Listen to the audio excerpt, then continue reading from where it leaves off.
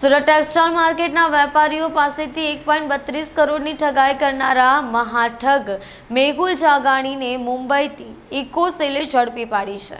Surat textile માર્કેટમાં અલગ અલગ વેપારીઓ પાસેથી 1.32 કરોડનો કાપડનો માલ ખરીદી પેમેન્ટ નહીં આપી છેતરપિંડી કરનાર આરોપીઓને ઇકોસેલની ટીમે મુંબઈથી પકડી પાડ્યો છે।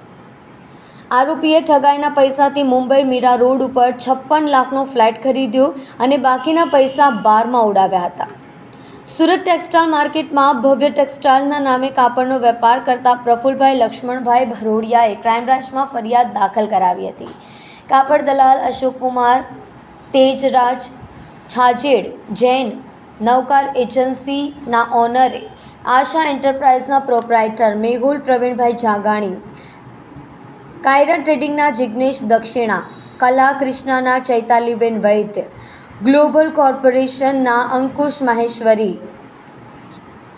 રિલાયેબલ એન્ટરપ્રાઇઝના રફીક યુસુફ પાયક, યુનિક ફેબ્રિક્સના ભાગીદારો રાહુલ જૈન, રાજન ચૌહાણ તથા વિનાયક કોર્પોરેશનના માલિક રાજનભાઈ, રામટેક્સ વેબના માલિક મીરા સંદીપ ઠાકરશ્રી તથા રિયોન એન્ટરપ્રાઇઝના અમિત ઉમેશ શર્મા સાથે મળીને કાવતરું રચ્યું હતું।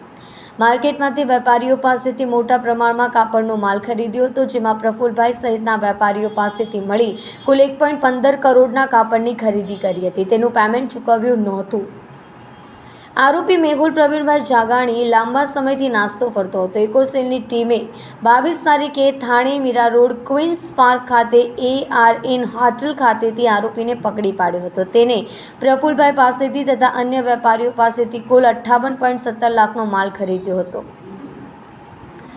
આ સિવાય બીજા ગુનાના ફરિયાદીઓ પાસેથી પણ 1.32 કરોડનો માલ ખરીદી ઠગાઈ કરી હતી, જેથી આરોપીએ આ નાણાંમાંથી મીરા રોડ ખાતે આવેલી ઓસ્વાલ ઓર્ચિડ બિલ્ડિંગમાં જાન્યુઆરી 2023માં 56 લાખનો ફ્લેટ ખરીદી કર્યો હતો।